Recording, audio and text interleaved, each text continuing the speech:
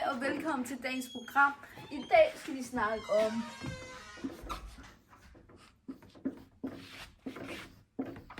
madpakke. Og hvad er en sund madpakke, og hvad er en usund madpakke? I det her program kommer vi til at spørge lærere og børn, om hvis de tager madpakken med overhovedet i skolen, og hvad de får i madkassen. Og så skal vi undersøge, hvad en sund madkasse er, og hvad en usund madkasse er. Sådan der. Har du lagt mærke til, at flere og flere børn får usunde ting eller snacks i madkassen? Jeg spiser ikke så tit med dem, men ja, jeg ser selvfølgelig også pølsehorn og sådan noget, men jeg ser også alle mulige forskellige myslibarer, frugtstænger, kager, slik, kiks. Ja, det har jeg. Okay, så ja. Hvad ser du typisk i børnenes madkasser? Jamen, det jeg lige nævnte, forskellige færdigprodukter, myslibarer, snacks, masser af kiks og kager. Specielt tipausen er det saltstænger, det er kiks, det er forskellige ting, hvor der i hvert fald er både sukker og forskellige enummer og salt og så videre i. Der er også vindruer og frugt, men det er rigtig meget sådan nogle snacks. Okay, synes du, at mange forældre, altså dem, der laver madpakken, overholder de 5 fødevaregrupper? Altså Fødevaregrupperne?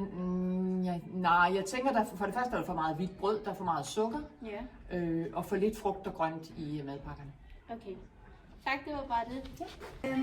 Har du lagt mærke til, at flere og flere børn får usunde snacks med i madpakken? Ja, det har jeg. Okay. Hvad ser du typisk i madpakker? Myslibar. Ja. Og myslibar er vel egentlig okay. Men jeg har lagt mærke til, at de nye Oreos, de er begyndt at komme med. De smager også mega godt.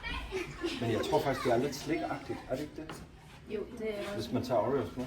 Jo, ja. Overholder forældrene de 5 fødevaregrupper, altså sådan fuldkornsbrød og frugt eller sådan grønt eller pålæg og sådan sunde fedtstoffer? Ja, det synes jeg faktisk, de gør. Jeg synes faktisk, hvad jeg ser, der er forældre, der gør sig meget umage med madpakker. Da jeg gik i skole for mange år siden, der fik man jo ikke andet end rugbrød med. I dag der får man pasta og alle mulige snacks og frugt. Jeg synes også, at nogen er faktisk rigtig gode til at give grøntsager med. Selv broccoli har jeg set med også nogle børn for mig. Det er ret smart. Okay. Ja, det var bare det. Tak for din tid, Thomas. Det var så lidt. Okay, så indskoling og mellemtrin havde 2 forskellige svar. Nu tager vi lige ned i Rema for at se, hvad man skal have med i en sund madkasse. Nu er vi ankommet til Rema. Kom afsted. Vi tager en indkøbskurv for at vise, hvad en healthy indkøbskurv er.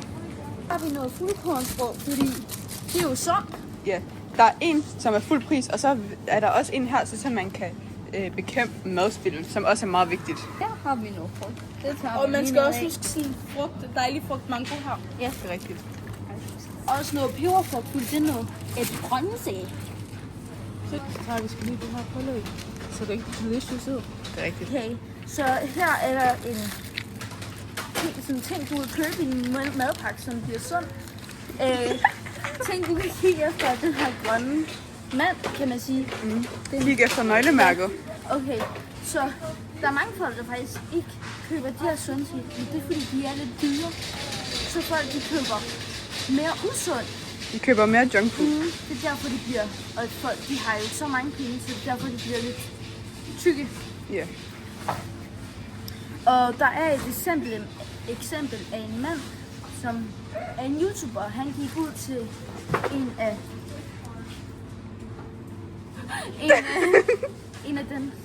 af de cities, der er lidt tykke. Og det har så interviewet han folk, og så sagde han folk er måske tykke, fordi at de kan ikke afford noget andet. Ja. Det var bare det. Nu vil vi vise en usund madpakke. Folk får kager og sådan noget der. Derfor tager vi en kage. Ja, Fordi det er billigt, og folk har ikke råd til sådan virkelig dyre økologiske ting. enig. Vi ser også rigtig mange, som får cheeseburger eller pizza med. Også fordi at det er billigt, og også fordi det er rigtig nemt at lave derhjemme. Herover har vi finstænger og grinpiller. De kan godt være meget sunde, men hvis man får for mange af dem, så er det ikke sundt mere. Så dem tager vi sgu lige. vi sætter lige nogle kiks, fordi der er mange, der får kiks med i madpakke. No. Det her, det er der også mange, der tager med. Folk tror måske, de kan godt være lidt usunde. Det er bare lidt usundt. Det er faktisk meget usundt. De indeholder meget sukker. Og især fordi du får 4 i hver. Så det vil sige, at hvis du får en hver dag, Så det er rigtig mange. ja, rigtig mange om ugen. Det er et rigtig godt eksempel af, hvad de fleste børn får med, som lærerne har sagt, at de ser rigtig meget af. Sidst men ikke mindst har vi lavet et lille forsøg fra 0. til 6. klasse, om de har madpakke med, eller de har spist morgenmad. Fra 0. til 4, så har alle haft eller spist noget morgenmad, næsten alle. Og så har alle en madpakke med. Men 4., 5. og 6, det er der, hvor man bevæger sig ud, til man ikke får en ordentlig morgenmad eller en ordentlig madkasse, så man skipper bare det hele. Ja, det var bare det. Vi ses.